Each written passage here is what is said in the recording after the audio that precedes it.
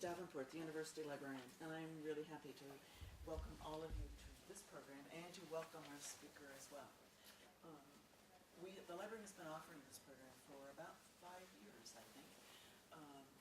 The whole series of social justice lectures, and then we do a companion piece on the scholarly side of looking at innovations in scholarly communications as well.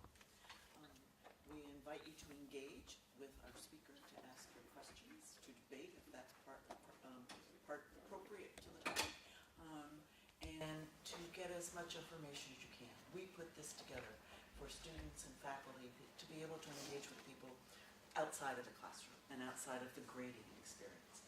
So no one gets graded for events like today's. If you've seen my button, today at 2 o'clock starts the beginning of the President's inaugural activities and the history walk, which is a history walk of the campus. Starts at 2 and goes until 4. We'll have maps outside. We're giving people snack bags, and feel free, even as a student, to come in and look at the campus from a different perspective than you do every day. I want to introduce to you Marc Schindler. As Executive Director of the Policy Institute, he is a dedicated justice system reformer. Prior to this job, he was a partner at a DC-based nonprofit philanthropic investment organization, the Venture Philanthropy Partners. He has served in leadership roles in DC's Juvenile Justice Agency, the Department of Youth Rehabilitation Services, including as Chief of Staff and the Interim Director. He has been the staff attorney with the Youth Law Center, advocating for the rights of young people in the juvenile justice and child welfare systems. He's also been a former public defender for the city of Baltimore. Mr. Schindler is a recognized expert in the field, providing commentary on national media, including CNN and NPR, and is also the author of numerous articles and book chapters. The Justice Policy Institute describes its work thusly. Through a combination of groundbreaking research, communication strategies, and technical assistance, we inform advocates, policymakers, and the media about fair and effective approaches to justice and community well-being.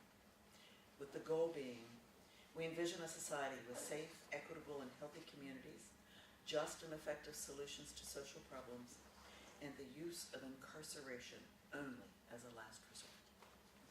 Welcome to you. Thank you. Well, thank you for that introduction.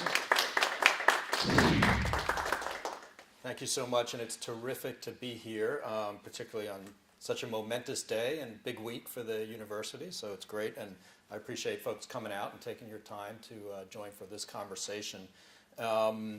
As was said, I'm the Executive Director of the Justice Policy Institute. We're a national research and policy organization, and we have experience and expertise in juvenile and criminal justice issues. And so today I'm going to talk a little bit about both of those issues. We're actually one of the few organizations nationally that works in both the juvenile justice and the criminal justice space. Most organizations focus on one or the other. So I'm going to give sort of an overview of the system, both juvenile and adult, talk a little bit about an experience here right in Washington, D.C. involving the juvenile justice system, and then touch a little bit on a couple of areas of the criminal justice system where we at JPI believe there's really room for some progress. So we're going to get into it. I think I've got about 40 minutes or so, and then we'll have discussion, and I look forward, and the reference was to debate. I'm happy to debate with folks, so bring harder questions, the better. So let's start out a little bit. This is a graphic from a publication that JPI has done called Incarceration Generation. You can find all of this on our website at www.justicepolicy.org. And this is really just sort of an overview, and if you go to our website, you'll see sort of a journey from the 50s onward to today about where we are in the criminal justice system today. And I'm guessing, because this has been a notable topic in recent years, that some of you are probably familiar with some of the data points regarding criminal justice now. We lead the world, unfortunately, in incarceration. Nothing to be proud of. The United States represents 5% of the world's population, yet 25% of those incarcerated. And currently, the estimates are that we spend about $80 billion a year on our corrections and justice system. That includes people who are locked up, on probation, parole. Think about that, $80 billion a year. That's in direct costs. The estimates are over $1 trillion a year on indirect costs, right? So when people are locked up, we know that they're less likely to get a job when they come out. They're less likely to pay taxes. And so JPI and others have looked at some of that data and has estimated how much we spend indirectly. So this is an enormously expensive proposition and something that we really need to think about. Just to give you a sense of that explosion in incarceration, you can see starting in 1980, and roughly in the 80s, we were similar in our incarceration rates to other developed countries in the world, particularly in Europe. But since then, there's been literally an explosion. And so a 450% explosion in incarceration since 1980.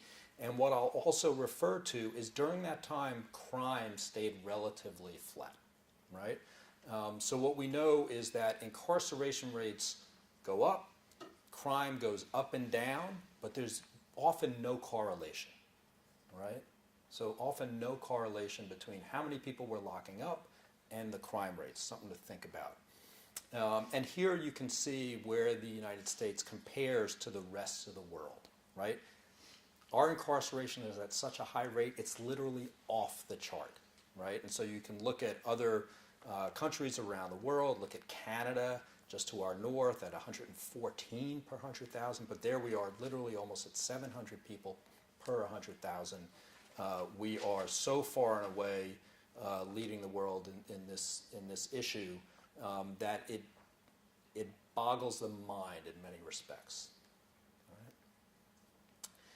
So when we think also about youth incarceration, we also are unfortunately a world leader. And you can see starting in the 70s that our youth incarceration levels started to go up quite substantially to about 1995 when we peaked at about 100,000 kids locked up around the country.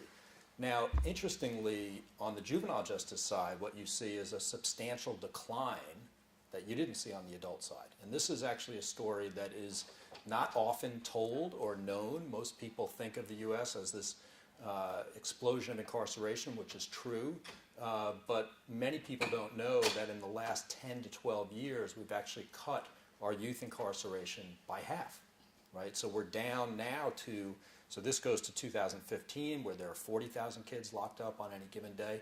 We're now at about 32,000 kids locked up in the United States. That's still far too many, but we can take some encouragement in the fact that we've had a very substantial decline in recent years. And I'll talk a little bit more about that. And we're fortunate in some respects to be here in Washington, D.C., which is a jurisdiction that actually has been a leader in reducing the number of young people that are locked up.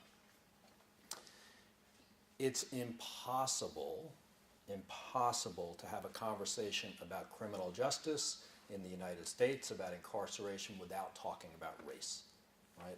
Literally, all of our justice system can be traced back, in my and others' view, to the original sin of this country, of slavery.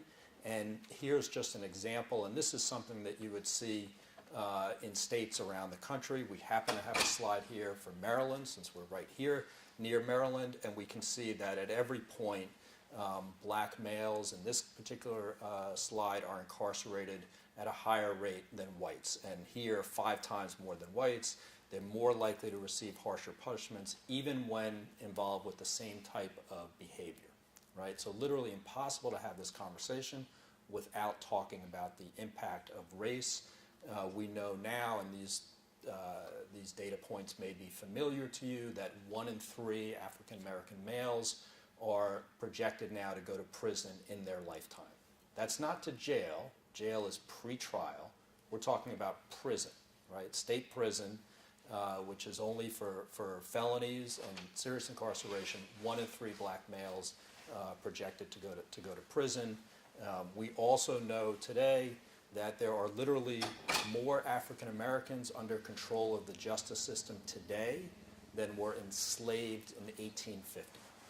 So just like think about that just for a moment, right? And here we are in the wealthiest country in the history of the world, right? And we had more African Americans under jurisdiction of the correction system than were enslaved in 1850.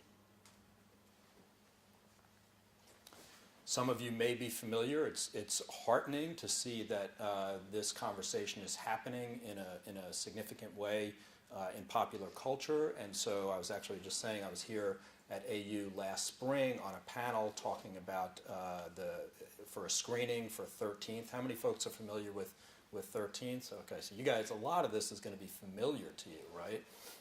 And also a seminal book by Michelle Alexander that was published a number of years ago called The New Jim Crow. How many familiar with? Okay, right? And so this really, the fact that this conversation is happening, including with very significant presence at this level, right, the mainstream level, I think is giving us some hope potentially to make some progress in this area. So we're going to talk a little bit about today. So in addition to just that quick overview with some of the data, I want to tell a little bit about what's happened here in Washington, D.C. on the juvenile justice side, and I played a role in that. I'm going to talk a little bit about how our sentencing in the United States on the adult side has become so out of whack with the rest of the world. And then just a bit on two populations that we're working on at JPI in the adult context, and that is what we refer to as young or emerging adults, and those are 18 to 24-year-olds. Just a quick show of hands, how many are between 18 and 24 in this room? Okay, so about almost half. And then also the older or geriatric population in the adult system who are, depending on how you count, over 50 or 55, and I'm not going to ask that same question, but I would raise my hand. And then a few recommendations, and then we'll have conversation. So here in D.C., in the nation's capital, just by context, and some of you may be familiar with, and in fact American University, particularly the law school, has really played a role in reform efforts and efforts to improve the conditions for kids in the juvenile justice system in Washington, D.C. So thinking back, and I'm going to go back to about the mid-'80s, right? How many folks have heard of Oak Hill?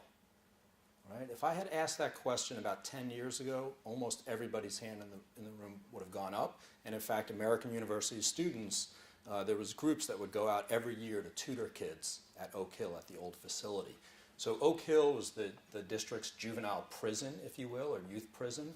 It's based out in Laurel, Maryland, about 25 miles outside the district. It was originally known as the Washington, D.C. Training School for Colored Boys, right? So there's that issue again. And conditions there were so bad that in the 1980s there was a lawsuit filed called Geriatrics versus the District of Columbia, brought on behalf of the kids there over the conditions in that facility. And that lawsuit continues to this day, although it's almost been resolved.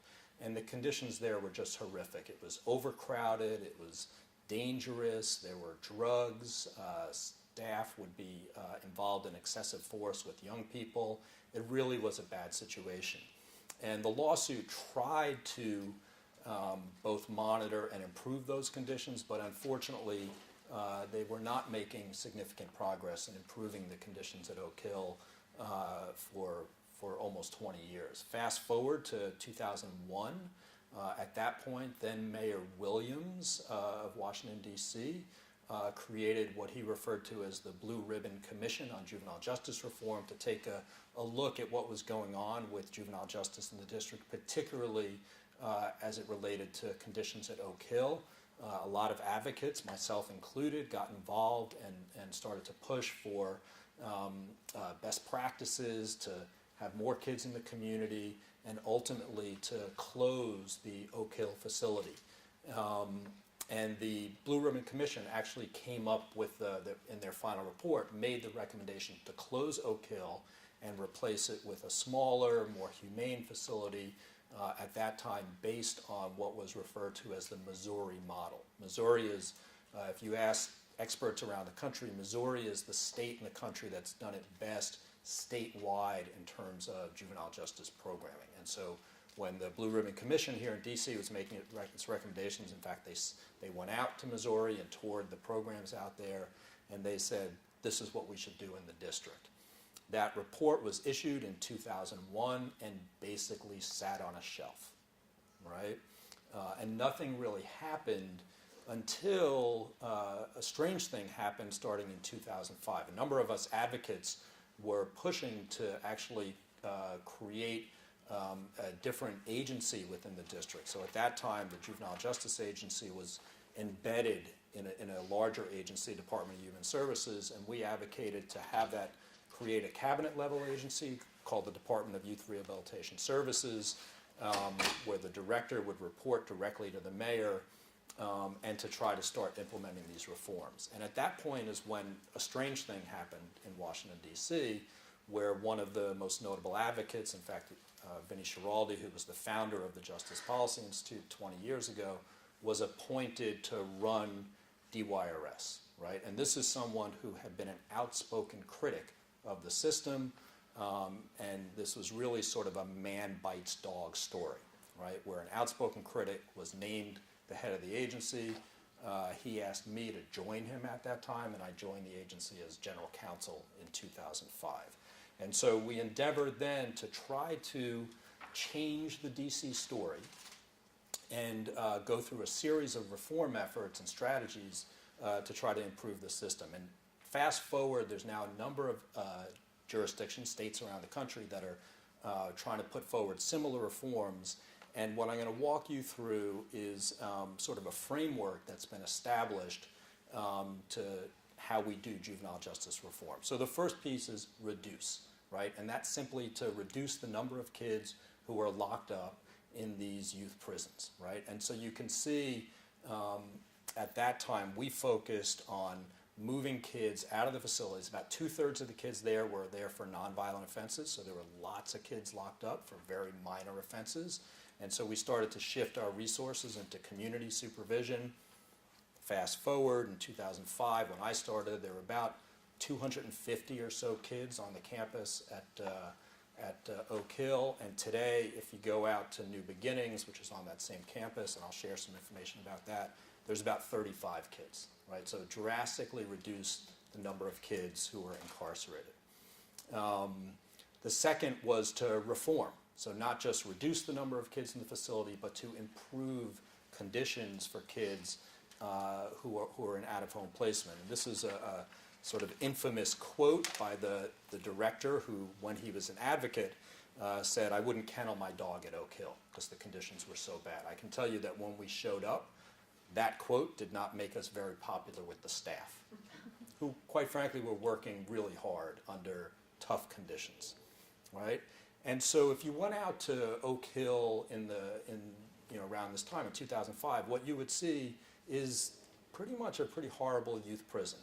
Triple razor wire, really sort of stark conditions for the kids. So this was a typical room, all metal, bricks. What you can't really get a sense of here is how bad the conditions were in terms of how the facility had deteriorated over the years. So it was an old facility. The heating system didn't work well. The cooling system didn't work well. So if you went into this, what they referred to as a room, what I would refer to as a cell, in the summer when it was about 80 degrees outside, in the room it would probably be about 90 degrees, right? And just think of yourself as a 15-year-old in that room.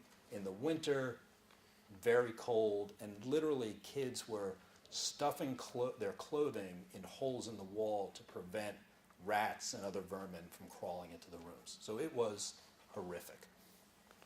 This is just an outside view, and you can see just sort of a very stark place, and that's one of the living units.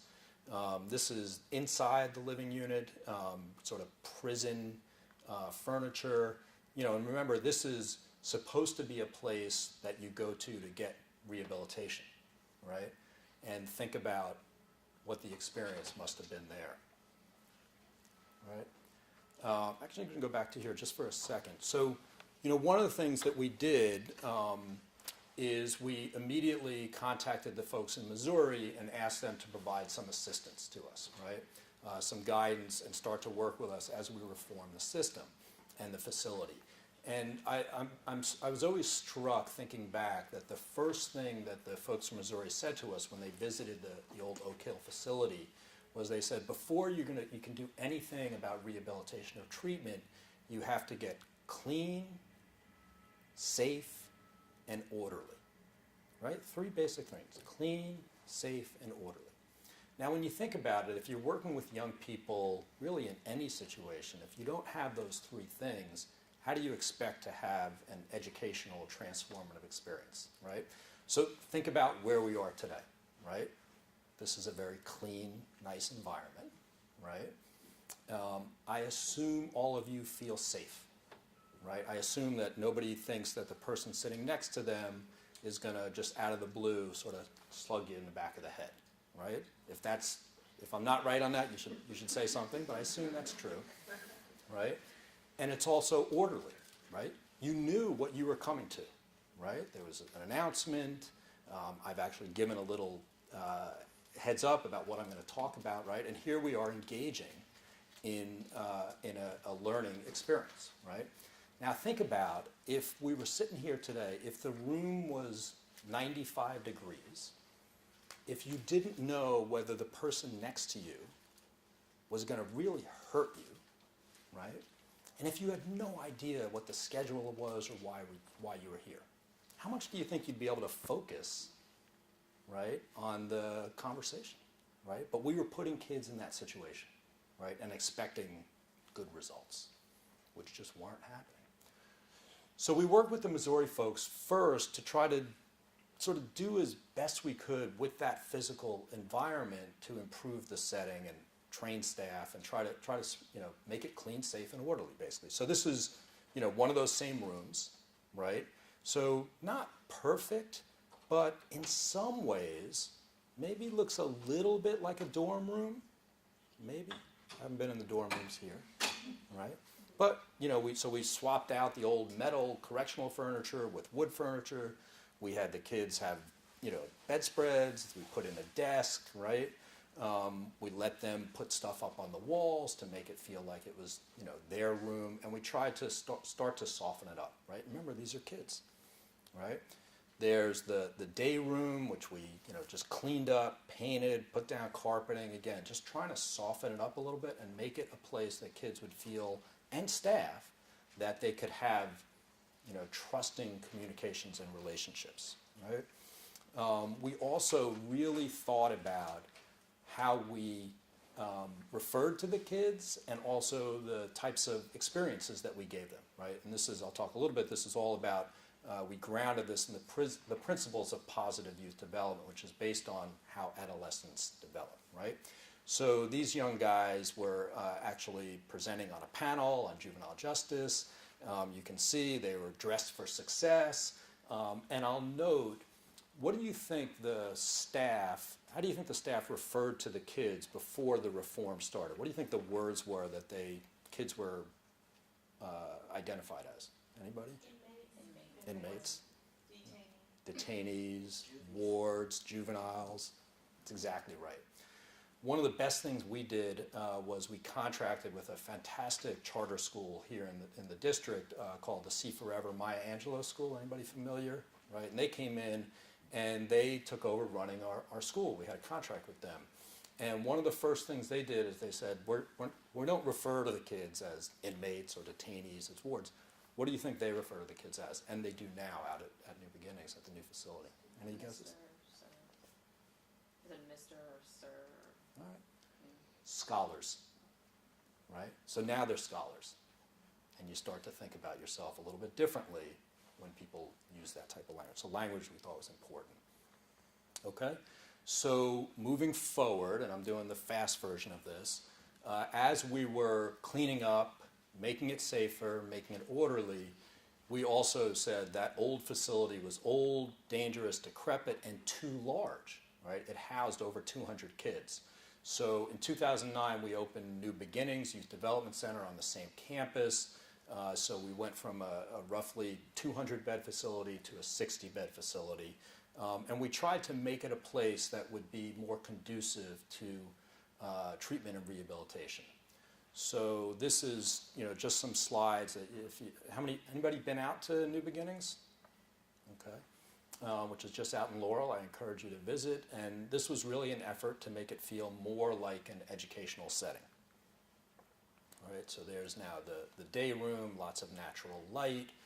It's still a secure facility, right? So the kids are still in rooms, although not locked most of the time. We really believed, and this is really consistent with the positive youth development framework, that all kids have strengths, right? The key is to find those strengths, find what they're interested in, and tap into them. So, if you go out to New Beginnings now, that auditorium is just packed with energy, right? Most times of the day, kids performing, celebrations, music, right? And this was a big investment on our part to have separate spaces, separate programming spaces, including an auditorium.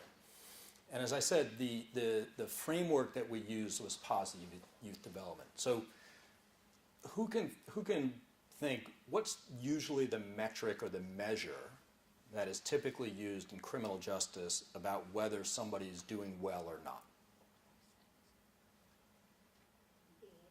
Like recidivism? Bingo. Did everybody hear that? Recidivism, right? So you'll see that our last domain, which we included, was public safety, because that's important, right? It should be, it is the job of the justice agency to keep people safe and to discourage people from committing crime, right? So public safety, we do measure recidivism. But what we started to do is measure a whole bunch of other things and provide experiences and support in a whole other list of domains: work experience, education, health, relationships, community, and creativity. Now, if you think about that list, does that resonate at all with you guys as college students or parents or others, thinking about what are the types of things that young people need to experience and get good at in order to be successful adults, right? So before, they measured whether you got arrested, whether you failed a drug test, right? And for the girls, they would measure whether you got pregnant, right? Now, I can tell you, I have a 12-year-old now, right? When she comes home from school every day, I don't say, hey, how you doing? Did you get arrested today? Did you fail a drug test? And are you pregnant? Like, that's not the questions. Now, I'm assuming that none of those things happen. You never know. But I want to know, how'd you do in school? Are you thinking about any internships, right? Are you healthy? Are you involved in some type of arts or athletic activity? Those are the things that we want to know about. And so if that's the questions that I'm asking about from my kid, why shouldn't we ask those same questions for kids in the juvenile justice system? Because, by the way, those are the things that the research says if you do well in those areas, you're less likely to be involved in crime, right? So this is what we started to shift to, right? And you can just see a couple of examples. Here's a young person getting a work experience out at now the new facility, out at New Beginnings. This is one of my favorites. So these are a group of young guys with our maintenance worker, and he decided, this happened to be in the neighborhood of Trinidad over in Northeast, which at that time was having a lot of serious crime issues. And he said, I want to take the young guys from the locked facility and do community service, because community engagement is a big part of youth development, right? And so we started to say, sure, go ahead, let's do it. Even though they were in a secure setting, let's go out, we'll supervise them, and they'll do landscaping, right, for senior citizens in Trinidad. Now, the woman that they're with, trying to remember her name, Miss Edie, who can just guess how old she is in that picture? Anybody? 85? 101. 110 years old. At the time, this was in like 2010, she was the oldest living resident in the District of Columbia. She has since passed.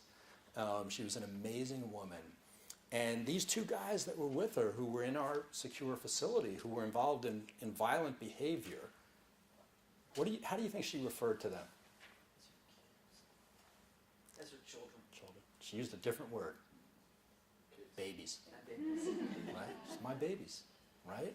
Now these are the same kids who, at other times, could be on a corner, could be involved in some behavior that we wouldn't want them involved in, and people in the community had a very different view of them, right?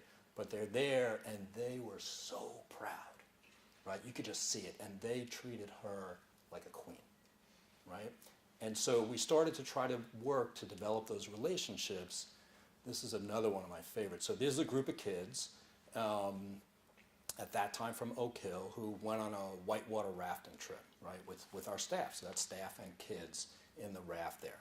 So who can guess, or who can say, what's the feelings the kid, what's going on in that photo? Yeah. For whitewater rafting to work, you need a certain amount of teamwork. You need a certain amount of trust for the activity to work so people don't fall out. That's right. fall into the And water. people do fall out, right? That's right. What else? What are the kids feeling? Nervous. Yeah. Adrenaline, right? Teenagers, teenage boys, right? They're getting a rush out of this. Now, how do you think the feeling that they're having there, rushing down those whitewater rapids, is any different than what some of these kids were involved in was like auto theft, driving, what they call unauthorized use? You get the same feeling, right? Kids are going to get their needs met one way or another. It's up to us as adults to provide the experiences in a positive, legal way, right, where they can get their needs met. So, and your point about the trust, right, so this absolutely happened. Kids and staff would fall out, and somebody would grab them and pull them back in, right? Once that happens between a staff and a young person, their relationship is forever different, right? Because now they see each other in a different way, which quite frankly is really hard to happen in a correctional context where there's a real power dynamic. So we started to try to have these type of experiences to start to really help our staff develop relationships with kids that would be more supportive and empowering.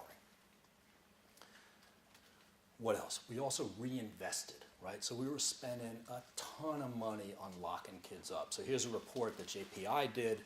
Average over $100,000 a year to lock a kid up in a juvenile facility. That's for 1 year, right? But community-based programming, as little as $75 a day, right? So what we did is we said we're going to move as many kids into the community as we can and give them good programming in the community. I wish I had some photos to share. It's a little harder to capture. And we're going to have a much smaller number of kids in a facility, and those should only be kids who are a serious threat to community safety. But when they're there, we're going to actually spend a lot of money on them, right? And invest them with quality education, programming, and get the bang for our buck. So we started to do that. The population went down. We created something called Youth Link, which is a neighborhood continuum of supports and services of all those types of experience that I listed, right? Employment, education, cultural activities. And we really, throughout the agency, not just in the correctional setting, we changed from that correctional approach to one based on positive youth development. And so what were some of the outcomes, right? And I'm going to start with the outcomes that I think are most important, the same ones I would ask about my kids. Academic achievement, right? That's your job as a young person, right? So we had substantial improvements in academic achievement. You can go to the DYRS website, see this in more detail, including kids enrolling in college, directly from the Juvenile Justice Agency into college. A lot of kids getting work experience and employment certificates, and a lot of kids giving back involved in community service, and the recidivism rates have now started to drop very substantially, right? But I would suggest that the reason the recidivism rates goes down is because we're doing those other things. Okay, so that was the quick DC story, and we can talk more about it during Q&A. I want to switch now to the adult system, right, and talk about what's happened here in the United States, right? So one thing that's happened, as I said, the population has gone off the roof, off the charts, and basically there's two reasons that the population and that impacts population in jails and prisons. That's how many people go in and how long they're staying, right? And so what we saw in the United States is how long they stayed has been increased dramatically, right? So look at those increases, right? But that doesn't, what the research says is how long you stay doesn't impact how well you're going to do when you get out. In fact, it could make it worse, right? Here's just a little bit more data. You can see compared to other, whether it's England, Australia, Finland, we're just, so much higher than any of these countries. This is one that really just, I think, is so stark. So this is 2 years ago, over 160,000 people in this country serving life sentences. 1 out of every 9 people in prison are going to die there, right? Just to put a little of that in context, in Europe, that same year, they had just over 25,000, bless you, just over 25,000 serving life sentences.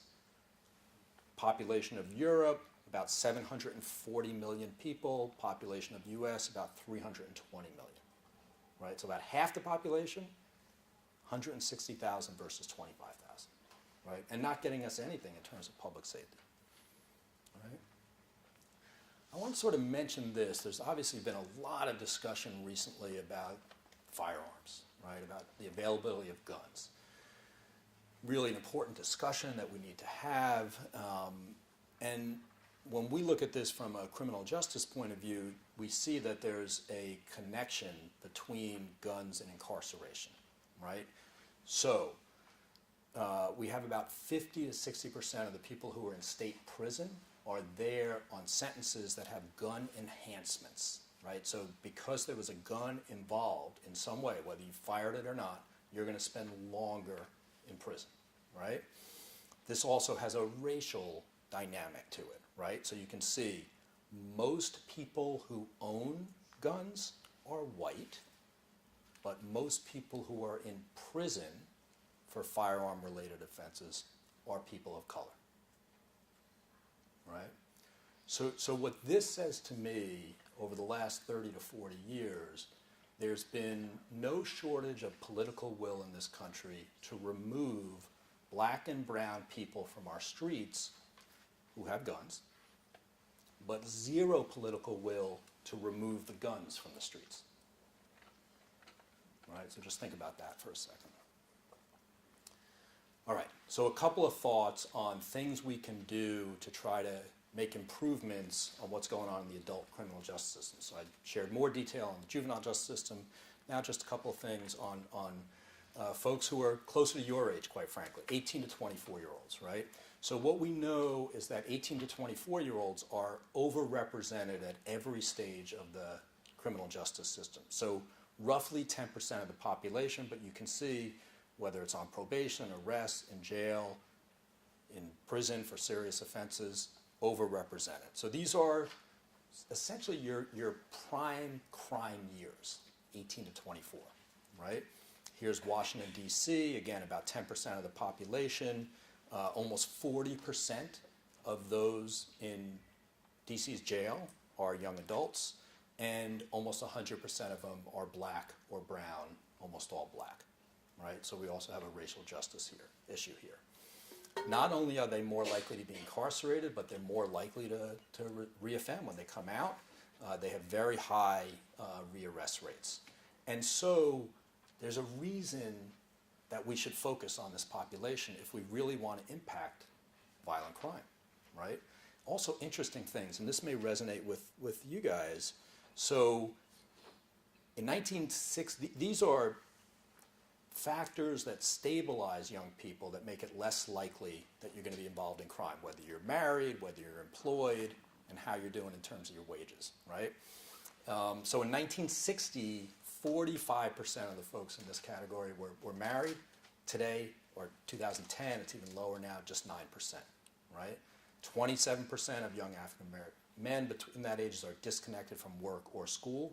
That was 20% in 1960, and earnings have gone down. So I don't need to say this to you guys, it's a more challenging time for young adults, right? There's, particularly in poor communities, it's less likely for those young people to have gotten to a point in their life, whether they're married, working, that'll make it less likely that they're involved in crime. So there's a lot of reasons for us to focus on this population. We did some research on this, and we brought together folks from around the country and asked them, okay, knowing that young adults are involved in crime at a significant rate, I should have also mentioned, what the research says is that up to like 24, and you guys have probably heard this, the brain science, your brain's still developing, right? So at 22, 23, 24, we know that young people are more like a 16-year-old developmentally than a 50-year-old, right? But when they get into the adult criminal justice system, we treat them just like 40 or 50-year-olds versus what we know works with young people, right? So when we brought together folks and said, what should we do? Basically, this is what they said. They should be in the community if possible. The response should be developmentally appropriate. It should be individually tailored, right? And you should reduce the collateral consequences. Like if they have a conviction, that shouldn't follow them for the rest of their life. By the way, these are basically the principles of the juvenile justice system, right? So it basically said, treat young people similar or closer to the way you work with kids in the juvenile justice system, right? And there are some places that are starting to do this, right? I'm going to move through this pretty quickly. I'll make the slides available for folks, but there are places that are looking, including now the district, at doing things differently with young adults in the criminal justice system. And I think that will bode well for the future as we're working with that population, right? And then there's my population, right? It's going to go from you guys to me, and that's geriatric, all right? Because of these long sentences, we have increased dramatically the number of older folks who are in prison, right? So look at this. In the 80s, we had about 10,000 people over age 55, and by 95, that was up to about 20,000. By 2010, over 120,000 people over the age of 55 in state and federal prisons, right?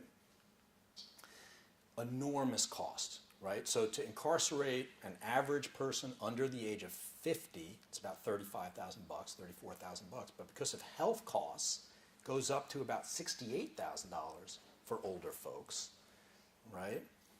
Despite the fact that we know basically you age out of crime, right? For a whole variety of reasons, older folks are less likely to commit crime than young adults, right? Those young adults, people say that's the peak crime years. I refer to as the knucklehead years, right? It's just we don't make good decisions during that time. But with older folks, we know, and look at the data shows, right? 2 to 3% recidivism rate over 50, and once you get to 65, there's 99% chance you're not going to be involved in crime. Why are we keeping them locked up, right? At enormous cost, right? I'm going to hold off on this for now, but there's a situation going on in Maryland. I'll say it quick. The Ungers, a group of people, almost 200 people in Maryland who would have died in prison because they were sentenced to life for either homicide or rape. In the 1990s, the governor of Maryland at the time, Paris Glendening, for political reasons, said from now on, life means life. They were eligible for parole, right? Before that, they would have gotten out in about 20 years. But there was a bad crime in Baltimore County. He said life means life, so all these people were due to die in prison, right? 2013, the Maryland Court of Appeals ruled on a case that was up on appeal that the jury instructions in those cases were flawed. So for about 200 plus people, almost all men, who were serving life sentences, their cases got remanded to the trial court for new trials. This is 30 or 40 years after they had been convicted at trial. And so what's happened across the state of Maryland, because it's hard to have trials 30 or 40 years later, almost all those people have now worked out plea agreements where they've been released, right? And they've had zero recidivism over the last 5 years, right? I'll share a little bit more about that maybe a little bit later. So these are the types of things that we know we can start to make changes to reduce the number of people locked up, change the way we're responding to people who are involved in criminal behavior, including violent behavior, and get better outcomes at a more cost-effective way. All right, we'll come back to that. Just a couple of other things, right? So one of the things, and one of the reasons that the punishment factor got so harsh in this country was really an immersion of crime victims movement, right? But what's been challenging is over the years there hasn't really been equal representation amongst the folks who have been victimized by crime in a similar racial dynamic, right? So typically if you go to a state legislature and you have a crime victim testifying, that person is more likely to look like me or a middle-aged white woman. That's not representative of the disproportionate number of people who are impacted by crime. So now there's an effort to really bring people, particularly from communities who are most impacted, to the table and have them involved in the conversation, and also to look at what their beliefs are and what would make their community safer. Is it incarceration or is it other things? And what we're finding is that most people who are victimized by crime, if they're given a choice, if the choice is prison or nothing, you're going to choose prison. But if the choice is prison or prevention in your community, investing in education and mental health and drug treatment, far and away, most people choose that, right? And so there's starting to emerge a movement to talk about those things, and I think that's having an impact. Some recommendations just to address some of these issues: we should be diverting many more folks. We should reduce the number of charges that can result in incarceration. We should shorten the length of stays. We don't need sentences of 40, 50, 60 years, right? We just don't. We should do more restorative justice. We should start to close prisons and take that money and use it for more effective approaches. And we should absolutely reduce the availability of guns, right, which has a direct link to incarceration and obviously to violence.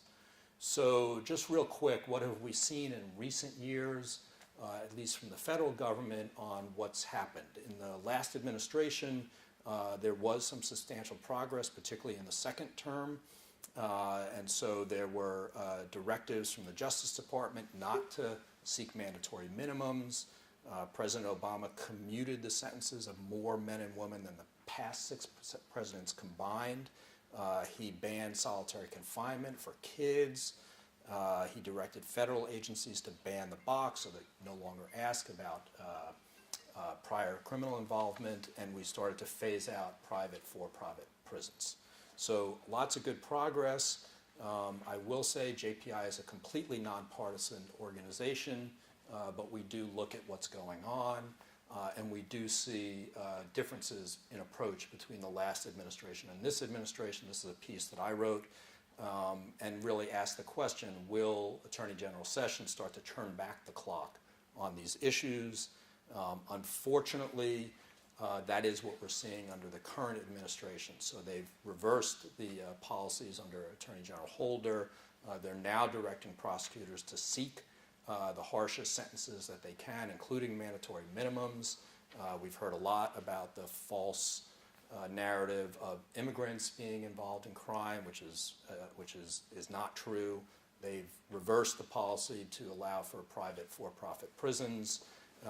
They've also reversed the practice of getting consent decrees to oversee local police departments, and no significant efforts on gun control. So unfortunately, on these critical issues that we've identified, we're clearly seeing a backsliding in this respect, although I will say less so at the state level, right? So despite what's going on here in Washington, at most of the state level, we're still seeing movement in a way that we think is encouraging.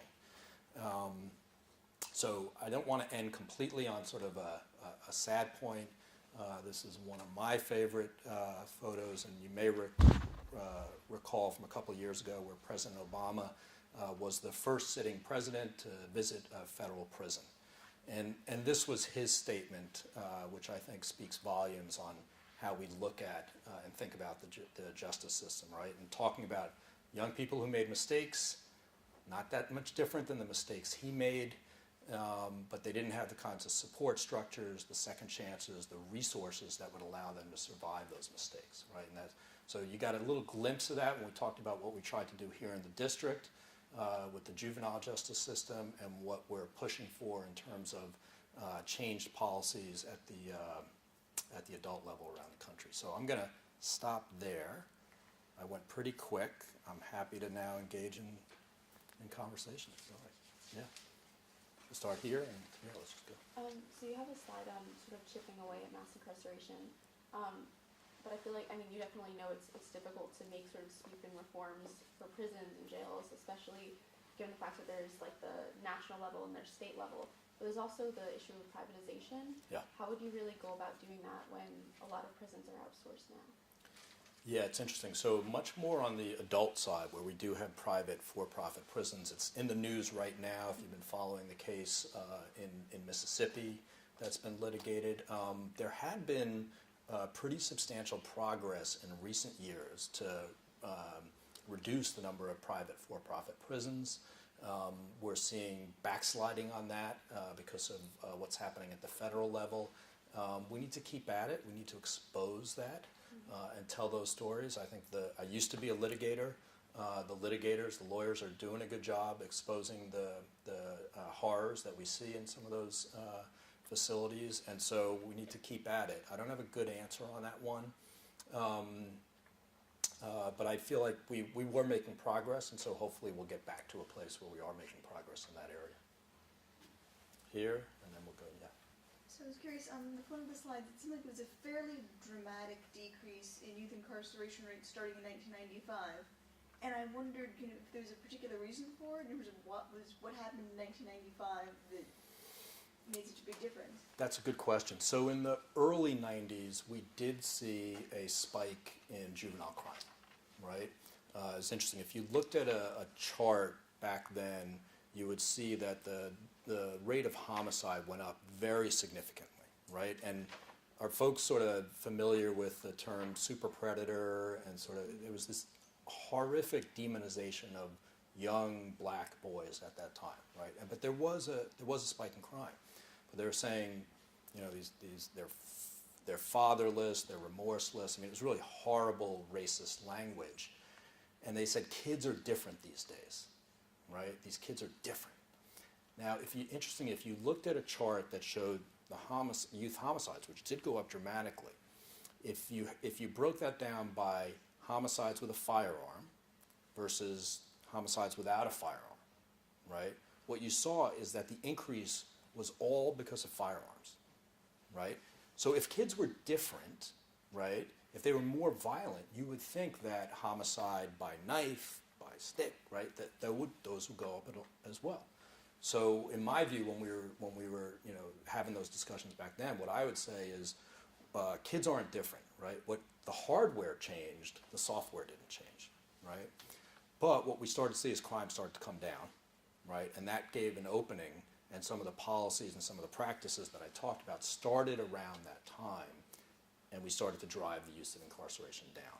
So crime started to go down, but then incarceration went down even further. It's a really good question. I think here, and then, yeah. Okay, so I have two questions, but Sure. One, I was wondering if you could compare the experience of Baltimore, which has had a lot of the same challenges that DC has, and what DC has done versus what Baltimore has done or has not been able to do with their, particularly with youth Yeah.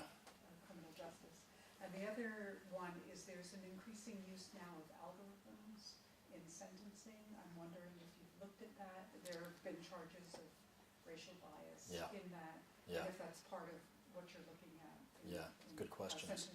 Sentencing. Yeah, we did a lot of work years ago looking at Baltimore compared to DC. We actually have a report on our website called "A Tale of Two Jurisdictions," right? And it really is two different stories, even though we're 35 miles apart. And so Maryland has not had similar sort of reductions in use of youth incarceration, although there's been some, and really shifting the resources, unfortunately. The other piece, and we looked at this in 2015, and this was on the adult side, we looked specifically about how the state of Maryland was spending its resources on incarceration in particular communities, right? And what I mean by that is there was a law change in 2010 in Maryland that was very good, that counted people who were incarcerated in terms of where they lived before they were incarcerated versus when they were locked up, right? Most states around the country, almost every state around the country, for census purposes, your address is where you're locked up versus where you came from. And that has huge implications for how dollars are spent, right? But Maryland changed the law. what that allowed folks like us to do is look at where people lived before they were locked up, and not surprisingly, 2/3 of the folks in Maryland prisons were from Baltimore, even though it's only 1/3 of the state population. And it was clustered in a number of communities, right? And what we looked at is those neighborhoods where they had the highest rates of incarceration. We looked at what else is going on in those neighborhoods. What's the education levels? What's the housing issues? Substance abuse. We looked at a whole range of factors, and what we saw is there were a number of communities in Baltimore, and I think this has been the big challenge in Baltimore, where there was significant underinvestment in poor communities to the point where those communities were just devastated, and they were spending an extraordinary amount on incarceration, right?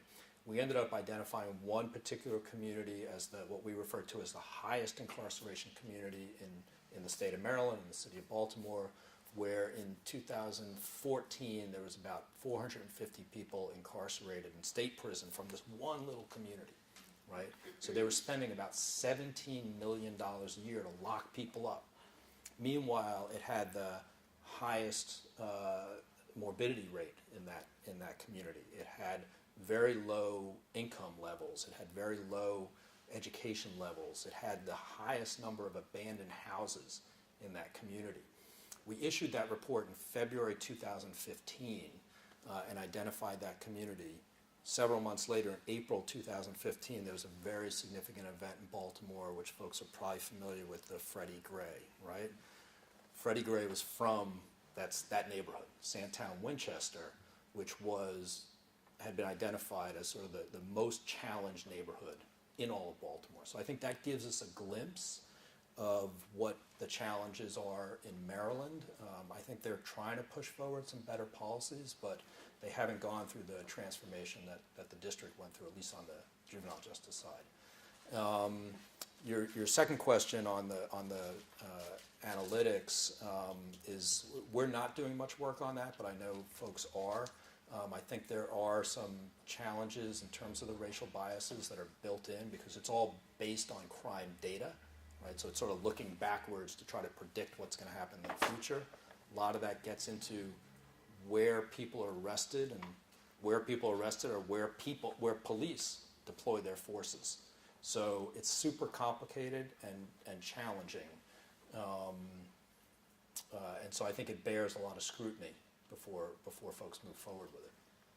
I know they're looking at it in Baltimore right now. Yeah. I'm not from this country and have not studied the American justice system, but I have the impression that there's a lot of focus on punishment and vengeance in contrast to rehabilitation, and it's based on emotions and the aspect of human nature to get back to those who have hurt you or your family or your community. Yeah. And I'm wondering how we can change this view of vengeance and punishment, which is irrational because you have shown us the data. We have the data for decades that it's expensive and it doesn't work. It doesn't work to be tough on crime. So how can we change the view from emotional, irrational punishment to irrational rehabilitation? So that is a fantastic question and probably one of the most important questions we have. And I'm going to, in light of time, make that the last question.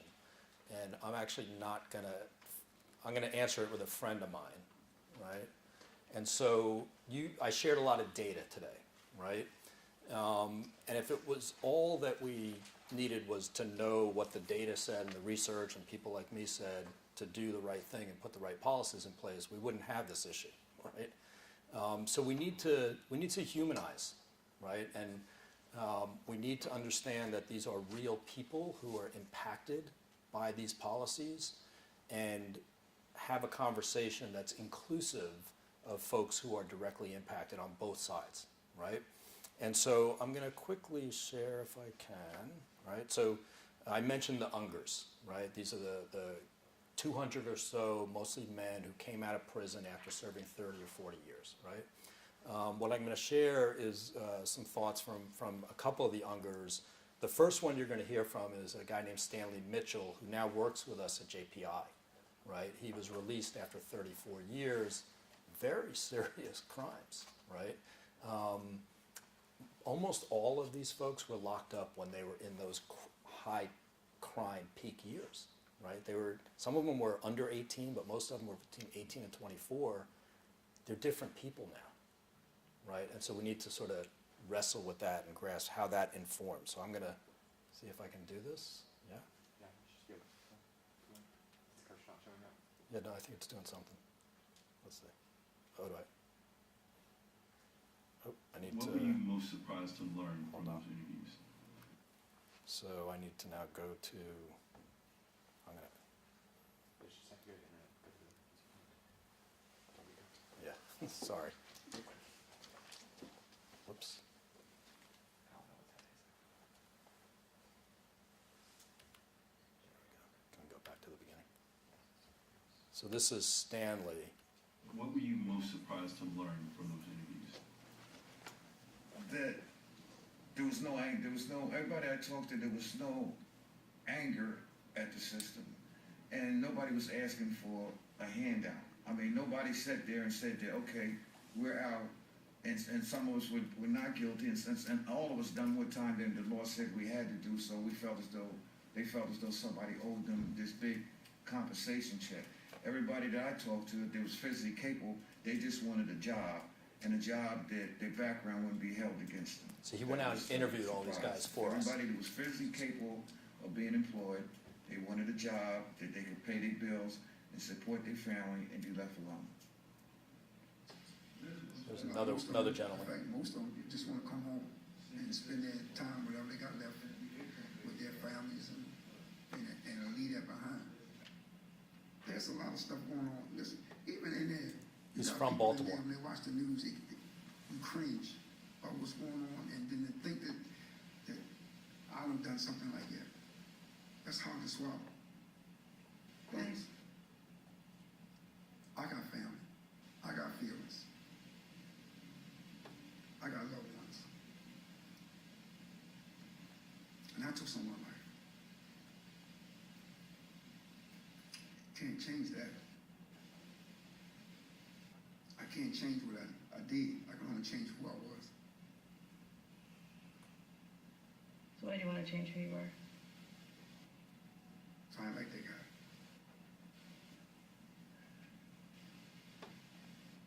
Do you like the guy you are now? Dude.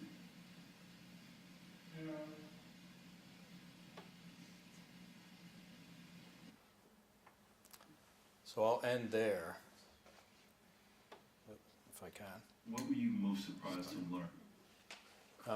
But I hope that was, in some ways, an answer to your question. I mean, I think we need to have conversation with folks who are involved and live in the communities that are most impacted by crime, right? In order to start to have a conversation that's informed both by research and data and by human experience, because folks in the system are humans, right? So I said that'd be the last one, but I'm going to have one. One quick comment. Yeah.